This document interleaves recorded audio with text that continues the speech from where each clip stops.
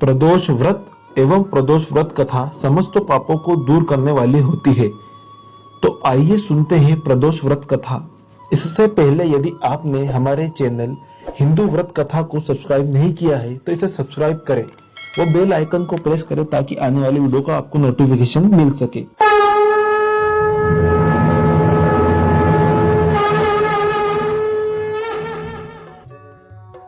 प्राचीन काल में एक गरीब पुजारी हुआ करता था। उस पुजारी की मृत्यु के पश्चात उसकी विधवा पत्नी अपने भरण पोषण के लिए पुत्र को साथ लेकर भीख मांगती हुई शाम तक घर वापस आती थी। एक दिन उसकी भेंट विदर्भ देश के राजकुमार से हुई, जो कि अपने पिता की मृत्यु के बाद दर बदर भटकने लगा था। उसकी यह दशा देखकर पुजारी की पत्नी से रहा नहीं गया और वह उस राजकुमार को अपने साथ अपने घर ले आई और उसे पुत्र जैसा रखने लगी। एक दिन पुजारी की पत्नी अपने साथ दोनों पुत्रों को शांडिल्य ऋषि के आश्रम ले आई। वहां उसने ऋषि से शिवजी के प्रदोष व्रत की कथा एवं विधि सुनी तथा घर जाकर वह भी अब प्रदोष व्रत करने लगी। एक बार दोनों बालक वन में घूम रहे थे। उनमें से पुजारी का बेटा तो घर लौट गया, परंतु राजकुमार वन में ही रह गया। उस राजकुमार ने गंधर्व कन्या को क्रीड़ा करते हुए देखा तो उनसे बात करने लगा। उस कन्या का नाम अंशुमति था। उस दिन वह राजकुमार घर देरी से लौटा। राजकुमार दूसरे दिन भी फिर से उसी जगह पहुंचा जहां अंशुमति अपने माता पिता से बात कर रही थी।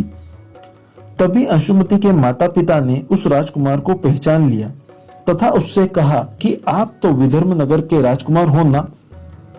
आपका नाम धर्मगुप्त है। अंशुमति के माता पिता को वह राजकुमार पसंद आया और उन्होंने कहा कि शिवजी की कृपा से हम अपनी पुत्री का विवाह आपसे करना चाहते हैं। क्या आप इस विवाह के लिए तैयार हैं?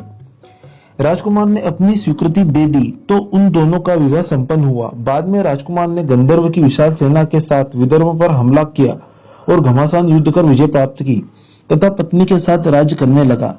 वहां उस महल में वह पुजारी की पत्नी और पुत्र को आदर के साथ ले आया तथा साथ रखने लगा।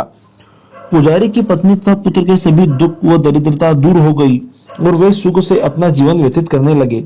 एक दिन अंशुमति ने राजकुमार से इन सभी बातों के पीछे का कारण और रहस्य पूछा। तब राजकुमार ने अंशुमति को अपने जीवन की पूरी बात बताई और साथ ही प्रदोष व्रत का महत्व और व्रत से प्राप्त फल से भी अवगत कराया। उसी दिन से प्रदोष व्रत की प्रतिष्ठा का महत्व बढ़ गया तथा मान्यानुसार लोग यह व्रत करने लगे। कई जगहों पर अपनी श्रद्धा के अनुसार स्त्री पुरुष दोनों ही यह व्रत करते हैं।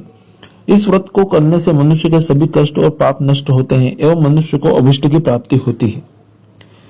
तो मित्रों, यह थी प्रदोष व्रत की कथा। कथा सुनने के लिए आप सभी का बहुत बहुत धन्यवाद। जय श्री कृष्णा।